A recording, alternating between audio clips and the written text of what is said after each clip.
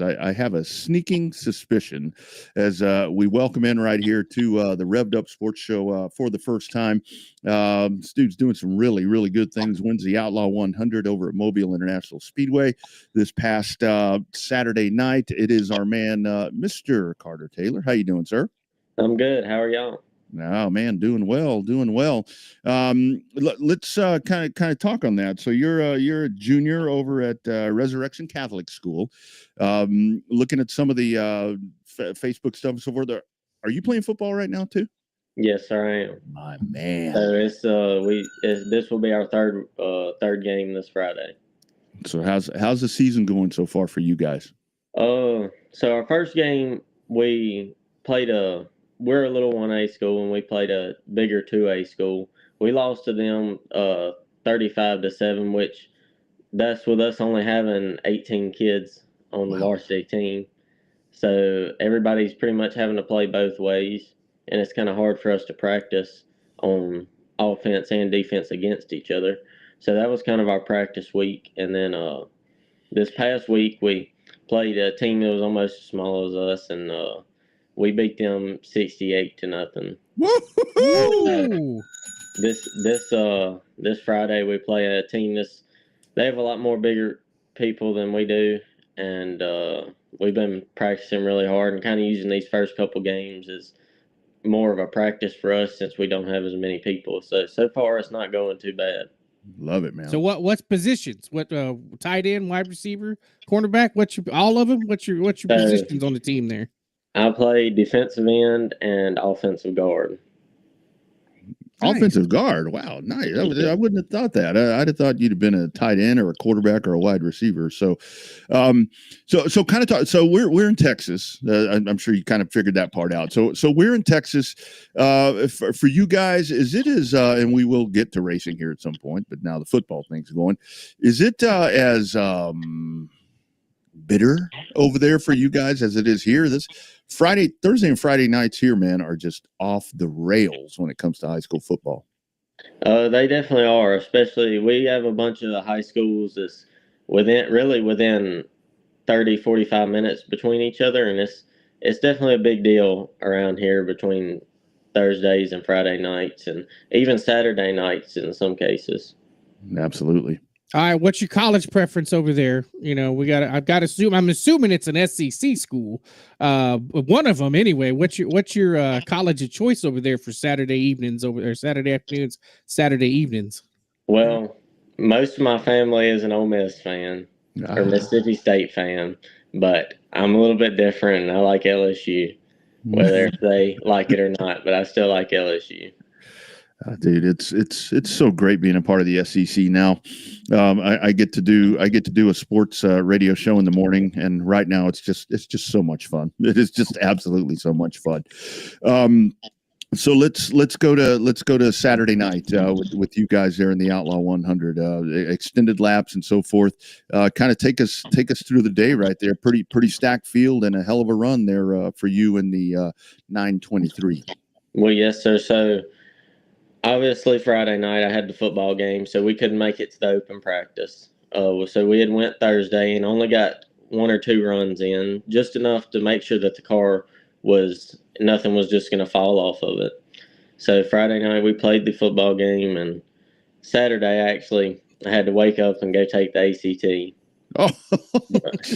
So I went and took the ACT, and then I left straight from there, which it was in Moss Point. I left straight from there, and I went to the racetrack. We got everything unloaded and everything, and practiced the car. The car really wasn't where we wanted it to be.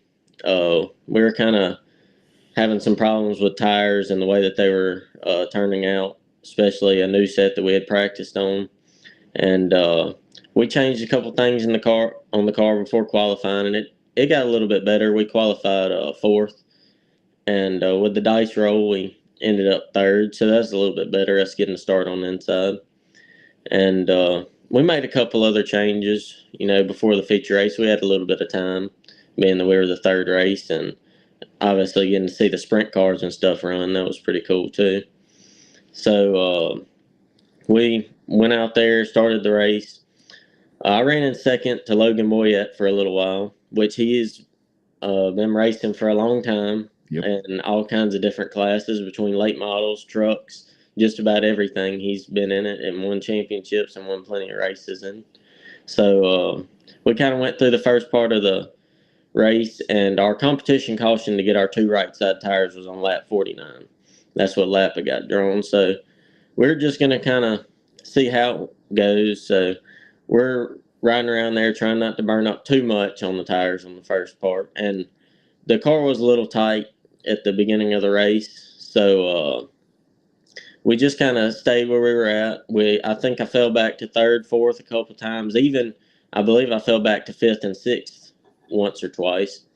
And the further on we went towards that 49 lap marker, the car slowly got better, and I got better. Even though I have a bunch of laps at Mobile, but not as many as I have at other tracks. Mm-hmm. And so, as far as that car especially, I'm still learning a bunch of stuff about how Mobile is, because it's just one of those tracks you got to know how to adapt to the track whenever it changes. And it might be one way one week and a different way the next week. So throughout the first part, we kind of got better. And whenever they gave us the 2 to go till the competition caution, I was in 2nd at the time. I'd made my way back up to 2nd. And on the last lap coming out of turn 4, Logan got held up by a lap car, and I was able to get around him. So it's kind of good timing for that right before the caution. So we went in, got a little time to cool off, being that that's my first 100-lap race ever. Wow. Yeah. I've always ran 40, 50-lap races, I mean, even whenever I race, which I still currently race at Sunny South and Legend, but I used to race 3-4 cars a night at Sunny South at one point, and which that was 80, 100 laps, but it's still not anything like doing it All at once. all at once. Yeah. And so lap 50, about lap 50, it was, it was hot sitting out there, and they had the fans blowing on me right there whenever they were changing tires. We only got 5 minutes, but it was just enough time to kind of get me cooled down and settled back down. And we went back out there. Obviously started first. Kind of went through, and Logan he definitely had the outside lane figured out, and he got around me on the first start. We rode in 2nd. Dustin Smith, who's been winning all the Pro Late Model races over there, he got around me too. And so we were in 3rd and 4th, about that area, for most of the second part of the race. And they're probably about lap 70, 75. The car just kind of, I guess once those new right sides kind of broke in a little bit, the car seemed to be driving quite a bit better than theirs were. And I kind of moved the car around a little bit, trying new things. And whenever I found somewhere that worked, I was able to get around them. And then after that, we kind of could get a little bit of breathing room between us and them, with me leading. And then we had a caution with 4 to go at the end, after we had green laps all the way till then, which is normally how it goes, or that's my kind of luck. Yeah. And thankfully the car was driving good. So on the first restart, I was able to get away from Dylan Courtney, who was in a brand new car of his that he had just got. And we made it maybe 2 laps. They gave us the 2 to go again. Another caution. Somebody spun out. Yeah. Then we went and did it again, and Logan was on the outside of me. And I just, we had a good start. And after the first turn right there, I was able to pull off from him, and the rest was kind of just riding it out. See ya. Yep. It's always the best kind, right? When you get to, when your spotter's like, hey, you got 2, got 3. Clear. Clear. Yeah. Go. So what drew you? You said you raced the Legends cars. Obviously, we know lots of people that run Legends. They're a great development series, or people love them. Power to weight ratio teaches you how to control the car, all that good stuff. What drew you to the Outlaw? There's other things you could race, pro late models, street stocks, trucks, stuff like that. What specifically drew you to the Outlaw class? So George Bragg, which he's pretty well known as far as even all the way to NASCAR, him and his son Josh Bragg. So they kind of got me started into racing. My dad had talked to him about me running a go-kart at first, and this was in 2019. So he's like, well, bring them over here and we'll run it at the track. Well, we practiced one time, which is how most of my cars have gone. We practiced one time, and then we went over there and raced the first race. And there is one thing that I can say that not a lot of people can say, and it's that I did win my first race, even though it was in a go-kart. But we went on that year, and I ended up second in points. Well, we went ahead and bought our own bando. Since we were racing the go-kart for him, we went ahead and bought our own bando. And this is a little bit of story behind my number, too. I was wondering about that. I was going to ask you about that. All right, perfect. So, my first bando, and I'm a Chase Elliott fan. So, we put the number on the car as number 9. So, later on, Mr. George had somebody that was driving between him and Wesley Capers. They had somebody that was driving a bando for them, and it was number 23, which was the same number as my go-kart. So we ended up, they were selling the car, so we were like, well, that'd be a good backup car. So we bought that car. We were like, well, we might as well just leave the 23 on it. It would be something different. We'll have the 2 cars with different numbers. So we won several races in those. I mean, for a while, I believe we won 15 or so races in a row, maybe even a couple more. But we were definitely competitive in those. And then whenever we went to a Legend, well, the first night we ran it, it was still yellow and white. It was kind of mixed colors because it had been wrecked. And my mom, none of them knew that I was racing it my first race. They just thought that we were going over there practicing it. And then whenever I pulled out there on the track with them, they were like, well, what is he doing out there? They were all asking my dad, and he was like, I don't know what he's doing, acting like he didn't know.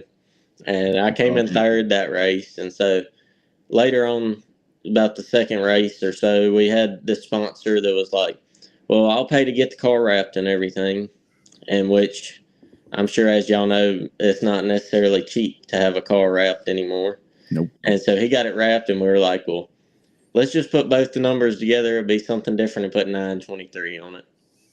And it's kind of stuck. So, and it's different than what most people have. So, and then we ran the Legend for a little while. I had a dirt factory stock that I ran for a little while. And then we kind of got the midget towards the end of that. I have a dirt midget, runs on methanol and stuff. Similar to the ones that like Kyle Larson and them run, but it's like a D2 midget, so they don't have quite as much horsepower. Like it's got a Honda 4-cylinder motor, but it still runs on methanol.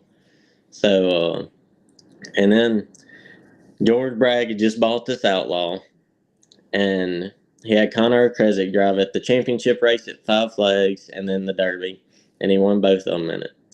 Well, he was like, well, he talked to my dad, and he was like, well, what do you think about Carter driving it? And he was like, well, I think that would be a good idea. He's like, well, why don't I just buy it from you, and then we can pay y'all or whatever to work on it and help us throughout setup and all kinds of stuff like that. And so that's kind of how that started, and we've just kind of went from there. I believe this is my 3rd year in the Outlaw, 3rd, maybe 4th. Yeah. And so we've just kind of stuck with it a little bit. And earlier on this year, I ran a Pro Late model in Mobile too, which was Josh Bragg's car, the one that he's won several races and championships in also. 3rd place, right? I think it was 3rd place. Yeah, 3rd place. And that was my first time ever being in one. We practiced that Friday, and then we ran that Saturday, and I came in 3rd behind Dustin Smith and Chad Robinson, which they've both been doing it for a long time, and they're sure enough drivers.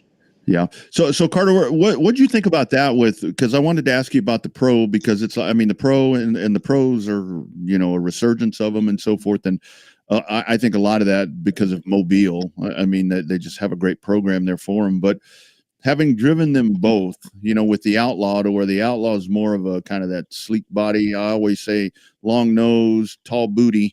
I know that's a difference, but horsepower wise and kind of drivability, which one do you prefer of the two? So, believe it or not, a Pro Late model and an Outlaw have the exact same motors. They're the exact frames, depending on what chassis you have, which we run Augie Grills frames, which is Grand American race cars. And and the main difference is the Pro Lake model runs on 10-inch slicks. Mm-hmm. And obviously doesn't have a downforce body as the Outlaw does. And the Outlaws run on 8-inch slicks. So it's more of I wouldn't say a driver car, but it definitely takes a lot more to make them drive as you would want like a Pro Lake model or something to drive. Yeah. And the main reason that the Pro Lake models are so much faster is because of the 10-inch slicks. Mm-hmm. Yep, absolutely. So what was your first thought going from sunny South to Mobile? I've only seen that place once, and it's big old high bank, half mile.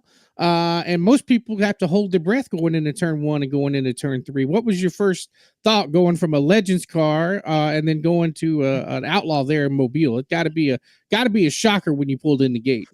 Well, so Mobile has definitely been something different. My first race in the Outlaw was at Pensacola, which Pensacola is still one of the hardest half-mile tracks to get around, especially with the corners and stuff. But Mobile, especially with it not having a wall. Mm-hmm. So the first time I actually raced at Mobile, there was some of our buddies that we raced bandos and stuff with at Sunny South. Robert Loper, he's well known over there in Pure Stocks, and if it's something that he can get in, he can drive it just about. And they had these legacy cars over there whenever they first started. We went over there just to watch. And he was running his Pure Stock too, and he was like, well, do you have your stuff? And I was like, I got my stuff in the truck. And he was like, why don't you go out there and practice it, and then you can race it tonight? And I was like, well, I've never even been around the track before, even in a truck. And he was like, he's like, just go out there and then practice it, and then you'll be fine. Just race it. So I went out there. We got like 3 practice laps. I was like, all right, well, this is great. So I went out there for the feature race, and his son was racing against me, Eli. Mm-hmm. And the car that I was driving was kind of busting up and stuff. They were having some carburetor problems with it. And it did it the whole race, just about. But it was still the experience of it. And it ran just good enough. And I ended up third in it, which it was my first time ever running there. Yeah. I drove, when I was working out there with Gina, I drove the old, the Mobile, the cleanup truck around there. And I've raced on a big half mile before, but nothing like that. And it was like, holy this is crazy. Yeah. So good stuff there. Last one for me, Carter. And thanks for joining us, man. Appreciate it very much. Yeah. Thank y'all for having me. No, you got a lot going on. Rest of the year. You got the Derby in place. What all are you going to be doing to finish this thing out?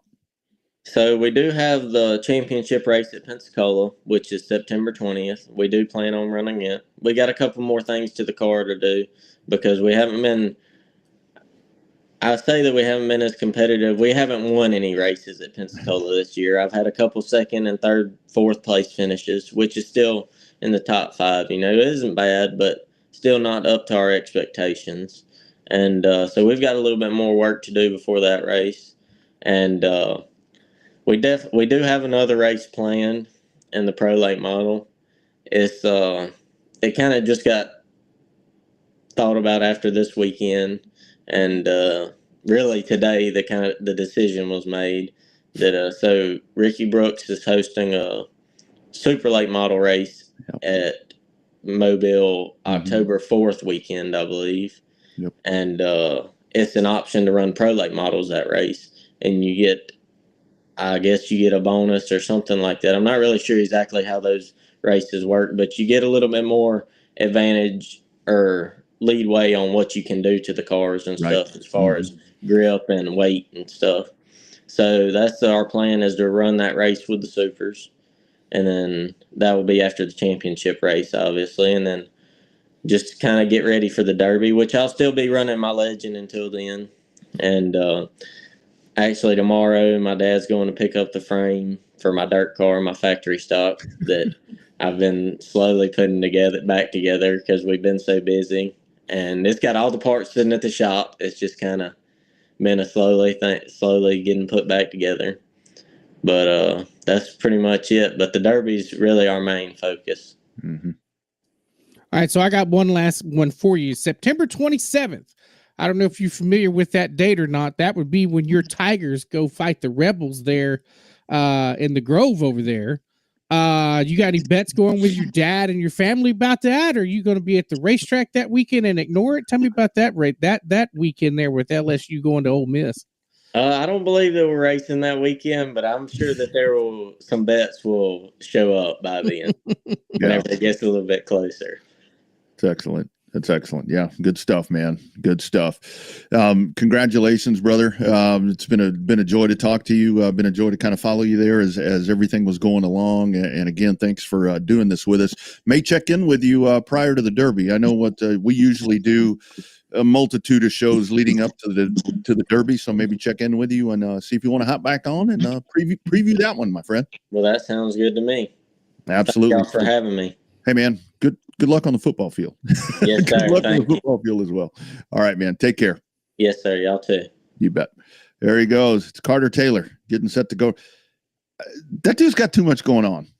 Way too much going on. I'm like getting panicked listening to all that he's got going on.